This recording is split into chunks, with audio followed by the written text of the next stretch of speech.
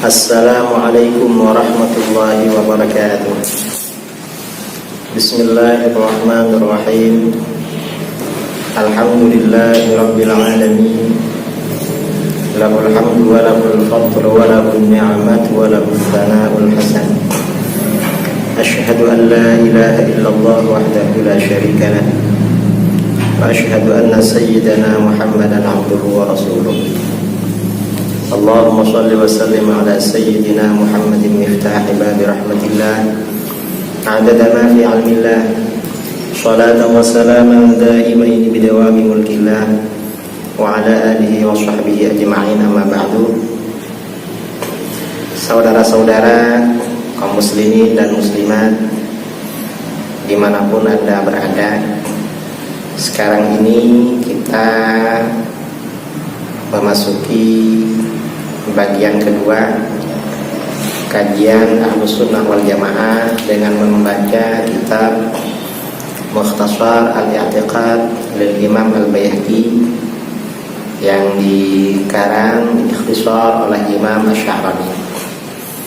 Qala Al-Imam Asy-Sya'rani rahimahullah wa nafa'ana bihi wa bi'ulumihi fid dharain amin. Babu dzikri ba'dhi ma yustadallu bihi ala hudutsil alam. Bab ini menyebutkan sebagian apa yang menjadi dalil atas barunya alam, menjadi dalil bahwa alam itu baru. Wa anna muhditsahu wa mudabbirahu ilahun wahidun qadim la syarika lahu wa la syarika. Dan bahwa yang menciptakan alam dan yang mengatur alam adalah Tuhan yang Maha Esa, yang qadim, tidak ada permulaan, la syarika lahu, tidak ada sekutu baginya, wala syabih, dan tidak ada yang serupa dengannya. Jadi pada bab ini, seperti halnya di dalam kitab-kitab tauhid yang lain, yang pertama biasanya disebutkan tentang barunya alam. Mengapa menguraikan tentang barunya alam? Karena dengan pengetahuan bahwa alam ini baru akan mengantarkan pada kesimpulan, pada keyakinan tentang wujudnya Allah Subhanahu wa ta'ala. Jadi ini berbicara tentang wujudnya Allah. Pembicaraan tentang wujudnya Allah di dalam kitab-kitab tauhid biasanya berangkat dari realita bahwa alam jagat raya ini adalah sesuatu yang baru. Alam jagat raya, alam itu kata para ulama tauhid, kata para ulama, apa saja selain Allah itu namanya alam.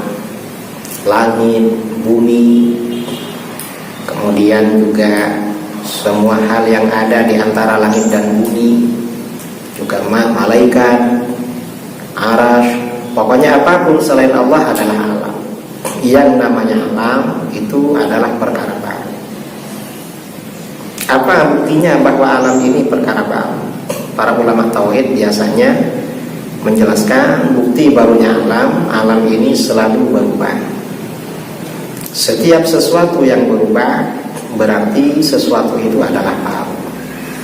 Dan setiap sesuatu yang baru berarti asalnya tidak ada lalu ada. Setiap sesuatu yang tidak ada lalu ada, pasti ada yang menciptakan, dan itu adalah Allah. Biasanya seperti itu uraian para ulama di dalam kitab-kitab tauhid yang mengikuti manhaj akli, manhaj metodologi rasional.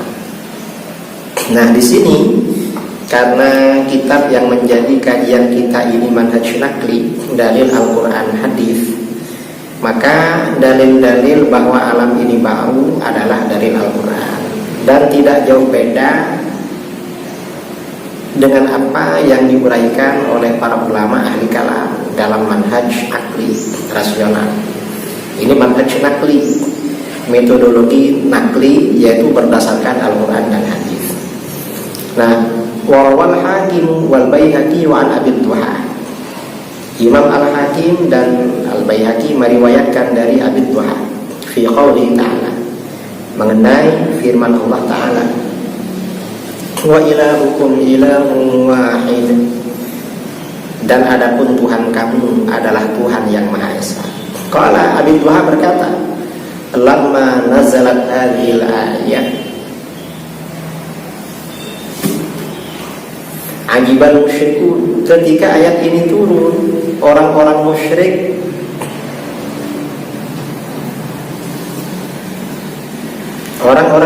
merasa heran. Jadi ketika ayat ini turun, orang-orang musyrik merasa heran. Apa keheranan orang-orang musyrik? Waqalu, mereka berkata, inna Muhammadan yaqul inna ilahakum ilahu wahid. Kata mereka, Muhammad bilang, katanya Tuhan kamu Tuhan yang satu esa. Falyatina bi ayatin in kana minas shadiqin. Coba Muhammad menyampaikan bukti pada kita bahwa Tuhan itu satu, kalau dia memang benar dalam apa yang dia katakan, Tuhan itu satu. Fa anzalallahu azza wa jalla, lalu merespon permintaan orang-orang musyrik itu, Allah menurunkan ayatnya, inna fi khalqis samawati wal ardi wa ikhtilafil laili wan nahari la ayatin li ulil albab. Sesungguhnya dalam penciptaan langit-langit dan bumi serta perbedaan malam dan siang itu benar-benar merupakan bukti-bukti bagi orang yang punya akal. Nah, orang-orang Quraisy ini, orang-orang musyrik, kok minta bukti? Yang di sekitarnya ini kan bukti semua, langit-langit dan bumi. Di sini dikatakan beberapa langit. Mengapa beberapa langit? Karena langit-langit itu lebih dari satu dan jenisnya beda-beda. Langit itu beda-beda. Kemudian langit ini, langit-langit ini kan tidak ada atapnya, atap yang tidak ada tiangnya, tapi benar-benar kokoh. Kemudian bumi di sini bentuk mufrad, dalam bahasa Arab bentuk kata tunggal, karena bumi ini jenisnya satu, bumi ya isinya ya tanah. Waqtilafil laili wan nahar, perbedaan malam dan siang, ini bukti bagi orang-orang yang punya akal. Kenapa minta bukti lain? Masih kurang apa? Langit bumi seisinya, ini bukti Tuhan itu satu. Mengapa menjadi bukti Tuhan itu satu?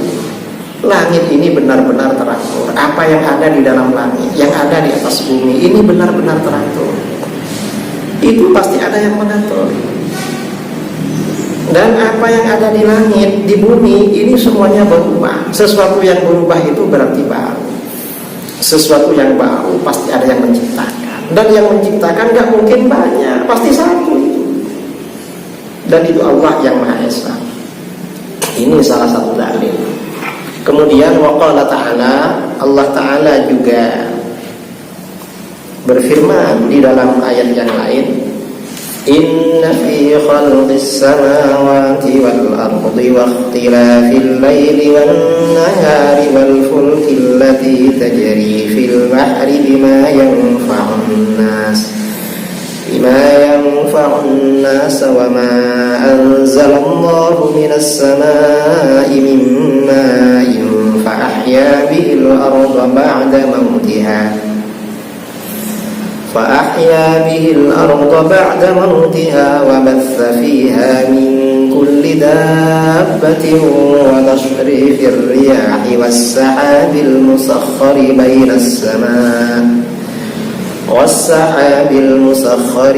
السماء والأرض لآيات لقوم يعقلون. Sesungguhnya dalam penciptaan beberapa langit dan bumi. Jadi di dalam ayat ini Allah Subhanahu wa ta'ala menyampaikan bukti-bukti yang bersifat alami, bukti-bukti yang memang nyata tentang keesaan Allah dan kasih sayang Allah. Dan ini bukti-bukti ini ada di depan kita. Ada berapa macam bukti di sini? Di sini yang disebutkan di dalam ayat ini, dalam surah Al-Baqarah ayat 163, 164, disebutkan bukti yang banyaknya 9, bahwa Allah itu Maha Esa, bahwa Allah itu Maha Penyayang.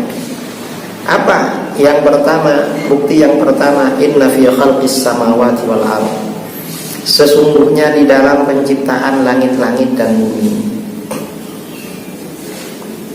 dalam mewujudkan langit-langit dan bumi, di mana Allah menciptakan langit dan bumi tanpa ada contoh sebelumnya, dan padahal bentuknya besar, kemudian bagiannya juga banyak.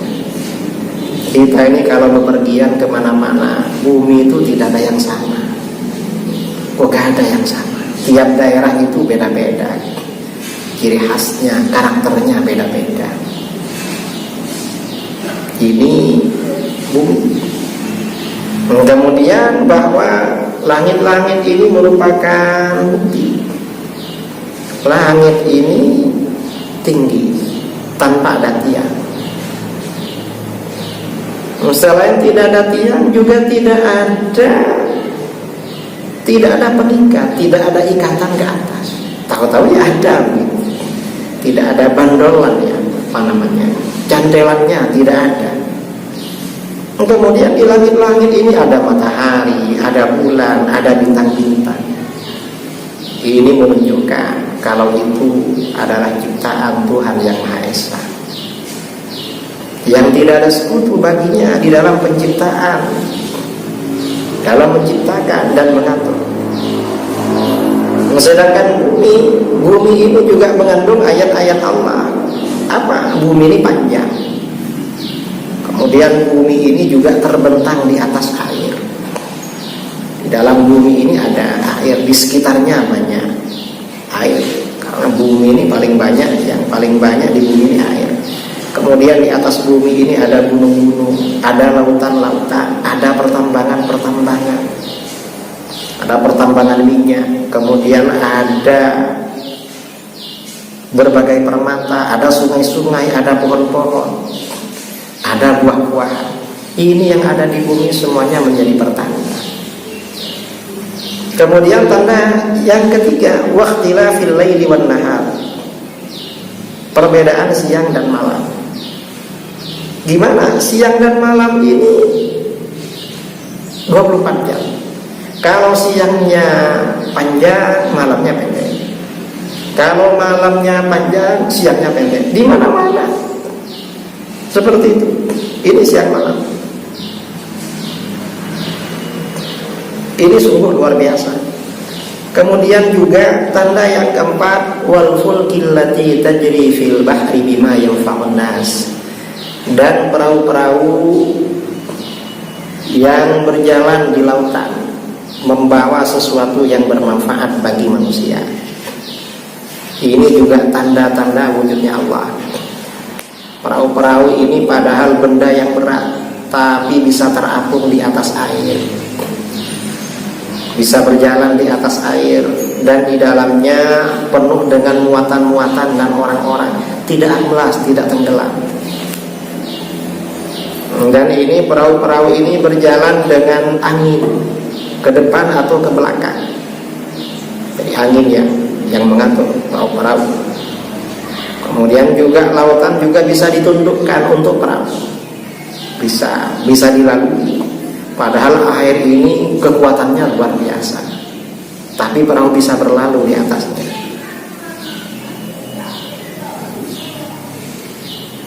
Ini menunjukkan keesaan Allah. Kemudian yang kelima, yang itu yang keempat ya. Yang kelima, menaiki perahu untuk perdagangan. bima yanfa'un nas, apa-apa yang ada di dalam perahu bermanfaat bagi manusia. Kalau negara kita melakukan ekspor atau impor barang-barang dari luar negeri atau ke luar negeri, biasanya pakai perahu-perahu. Ini sangat bermanfaat. Ini luar biasa. Kemudian tanda yang keenam, wa ma anzalallahu minas samaa'i min ma', dan apa yang Allah turunkan dari langit berupa air. Fa ahya bihil arda ba'da mautiha, lalu Allah hidupkan dengan air itu bumi menjadi hidup setelah mati.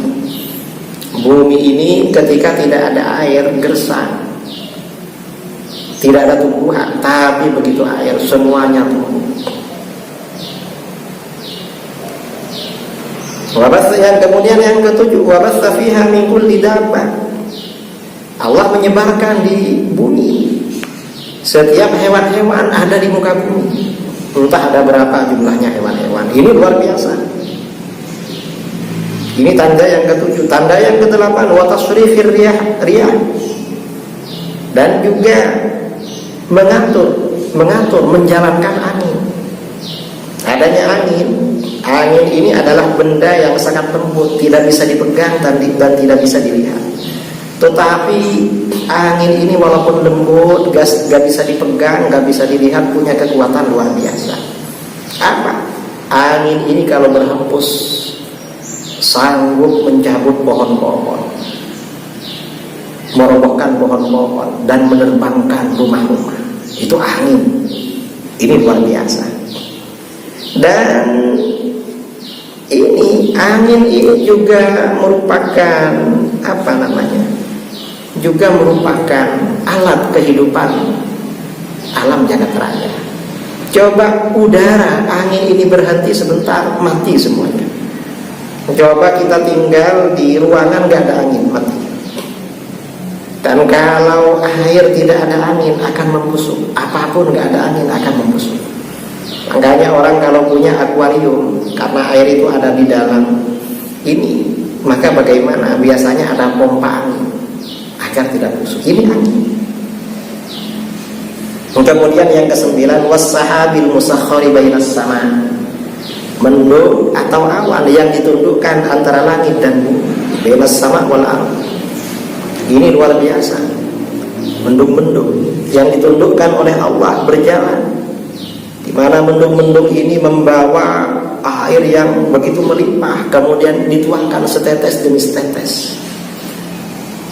Mencoba gak ada mendung, langsung air tertuang sekaligus, rusak tatanan di atas bumi. Karena ada mendung, air ini turunnya sedikit demi sedikit. Ini la ayatil liqaumi yaqilun. Semuanya yang ada merupakan tanda-tanda akan keesaan Allah, tanda-tanda wujudnya Allah, tanda-tanda keesaan Allah, tanda-tanda kasih sayang Allah bagi orang-orang yang berakal. Orang yang berakal, kalau nggak berakal kan bisa. Tsumma amarna fi ayatin ukhra bin nadhari fihima. Kemudian Allah memerintahkan kita dalam ayat yang lain untuk merenungkan apa yang ada di langit dan di bumi. Faqala li nabiyyi alaihi salam, Allah berfirman kepada Nabi sallallahu alaihi wasallam, "Qul unzuru madza fis samawati wal ardh." Katakan Muhammad, renungkan, pikirkan, lihat apa yang ada di langit dan bumi. Coba pikirkan yang ada di langit dan bumi. Maksudnya pikirkan apa? Itu ayat-ayat yang jelas, bukti-bukti yang terang akan wujudnya Allah. Bukti-bukti yang terang, ayat-ayat yang jelas akan keesaan Allah. Cuma wa ma tughnil ayatu wan nuzur an qaumil la yu'minun. Tapi memang bukti-bukti, tanda-tanda orang-orang yang memberikan peringatan tidak akan berguna bagi kaum yang tidak beriman. Artinya apa? Dunia di sekitar kita ini berguna kalau kita beriman kepada Allah. Kalau tidak beriman, gak ada gunanya.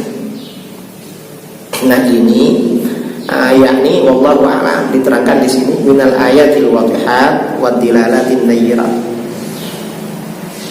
Apa yang ada di dalam langit dan bumi ini tanda-tanda yang jelas, bukti-bukti yang terang tentang wujudnya Allah. Karenanya di dalam kitab-kitab tauhid biasanya disimpulkan, apa dalil wujudnya Allah? Adanya alam. Kok bisa adanya alam menjadi dalil wujudnya Allah? Ya bisa, karena alam ini baru. Apa buktinya baru? Alam itu selalu berubah. Kita ini manusia asalnya sperma, air sperma, lalu berubah gumpalan darah, berubah menjadi gumpalan daging, lalu keluar kecil, besar, sampai mencapai puncak ketinggiannya. Kata Sayyidina Ali, manusia itu puncak ketinggiannya usia 22 tahun. Kalau belum 22 masih bisa nambah tinggi lagi. Kalau lebih 22 gak bisa tinggi lagi. Kalau puncak kecerdasan itu 27 tahun. Daya hafal, daya ngerti itu 27. Kalau setelah 27 itu pengalaman yang memperkuat. Itu manusia. Dan gak bisa. Kemudian kalau puncak kesempurnaan fisik, orang-orang surga itu 33 tahun. Setelah 33 biasanya berubah, sudah mulai semakin lemah, semakin berkurang, rambut-rambut mulai memutih. Ini namanya berubah. Itu siapapun. Setiap sesuatu yang berubah berarti baru. Kita ini baru, dan di sekitar kita ini berubah juga, berarti baru. Setiap sesuatu yang baru pasti asalnya tidak ada, lalu ada. Setiap sesuatu yang tidak ada lalu ada, pasti ada yang menciptakan, dan itu adalah Allah. Loh, apa tidak mungkin yang menciptakan itu sama-sama perkara baru? Loh, gak mungkin. Perkara baru itu gak bisa menciptakan dirinya, apalagi menciptakan sesama baru. Gak bisa, gak punya kemampuan. Jangankan menciptakan dirinya, mempertahankan eksistensinya, manusia itu gak bisa, pasti berubah. Misalnya dijaga agar fisiknya tetap kuat, tidak sakit sama sekali, tidak mengalami masa-masa penuaan, gak bisa, tetap tambah tua. Nah, menjaga dirinya gak bisa, apalagi menciptakan. Berarti kalau begitu, yang menciptakan perkara baru ini adalah Allah yang Maha Qadir. Artinya apa? Wujudnya tanpa permulaan. Karenanya di sini Imam Al-Baihaqi berkata, wa hadza li'annaka idza ta'ammalta hay'ata hadzal 'alami bi basarik.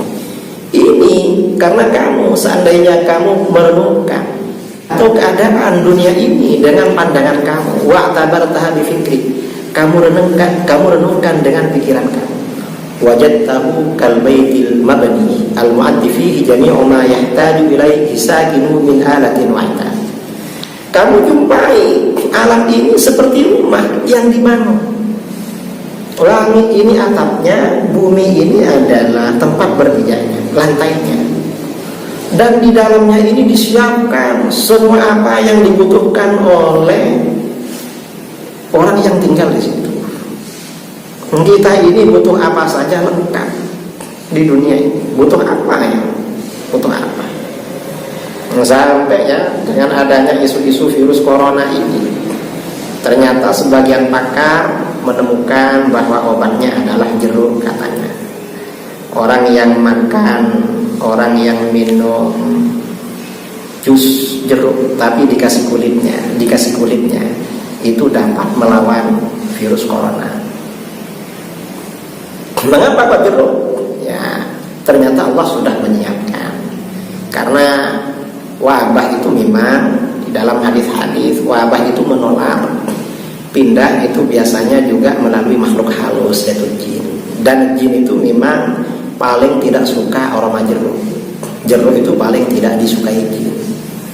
Karenanya aroma jeruk itu penting, di aroma jeruk. Kemudian minuman-minuman yang ada jeruknya, apalagi katanya dikasih kulitnya biar agak pahit, itu untuk melawan itu memang Artinya apa? Allah sudah menyiapkan.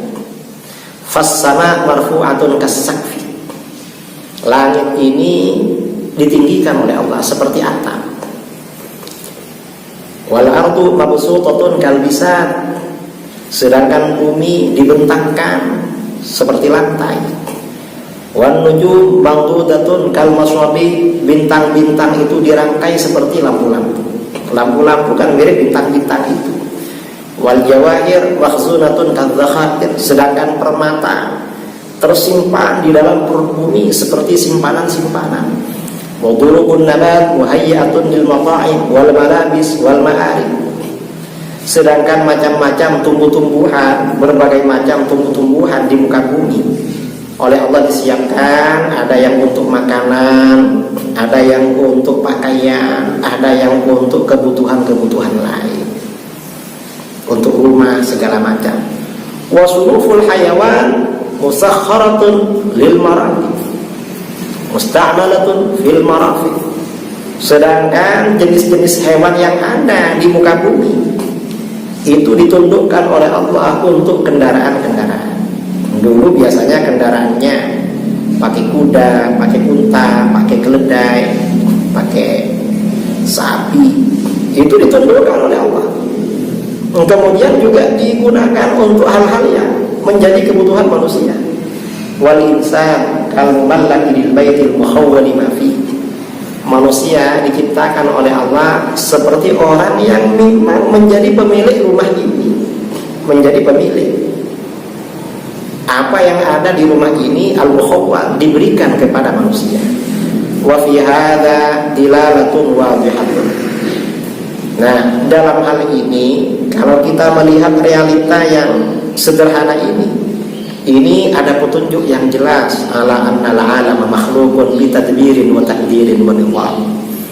Bahwa alam itu memang diciptakan dengan teratur, dengan terukur, dan juga dengan sistem, dengan satu sistem yang berlaku. Ini alam. Jadi teratur alam ini. Ada ukurannya dan ada sistemnya. Semuanya ada ukurannya.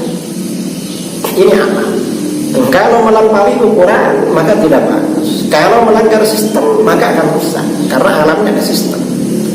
Wa anna lahu shani'an hakiman tambal qudrah baligh hikmah. Dan bahwa alam ini punya pencipta yang maha bijaksana, yang sempurna kekuasaannya, dan kebijakannya memang benar-benar nyata, benar-benar sempurna kebijaksanaannya. Ini yang menciptakan alam. Dari sini kalau kita ini merenungkan apa-apa yang ada di langit dan di bumi, maka bagaimana? Ini akan mengantarkan kita pada keimanan bahwa yang menciptakan semuanya adalah Allah. Allah itu Tuhan yang Maha Esa. Bahwa Allah itu wujudnya tanpa permulaan. Dan bahwa tidak ada sekutu bagi Allah karena Allah Maha Esa. Dan bahwa Allah tidak serupa dengan apapun karena Allah bukan perkara baru. Karenanya Allah berbeda dengan apapun perkara yang baru. Ini seperti diterangkan di dalam kitab-kitab akidah Ahlus Sunnah wal Jamaah. Qala al-Baihaqi, Al-Imam Al-Baihaqi berkata, wa hadza fi ma qara'tuhu min kitab Abi Sulaiman Al-Khattabi rahimahullah. Ini dalam apa yang aku baca dari kitabnya Al-Imam Abi Sulaiman Hamad bin Muhammad bin Ibrahim Al-Khattabi, seorang ulama ahli hadis mazhab Syafi'i. Dan di antara karangan beliau yang populer ada syarah Sunan Abi Dawud bernama Ma'alimus Sunan 4 jilid, atau juga syarah Bukhari bernama kitab A'lamus Sunan. Nah, Imam Al-Khattabi berkata, qala wa rawayna 'an Ibnu Samman annahu qala marratan li rajulin.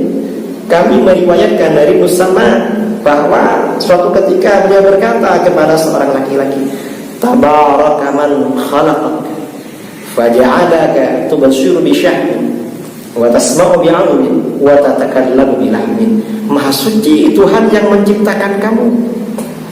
Kenapa maha suci?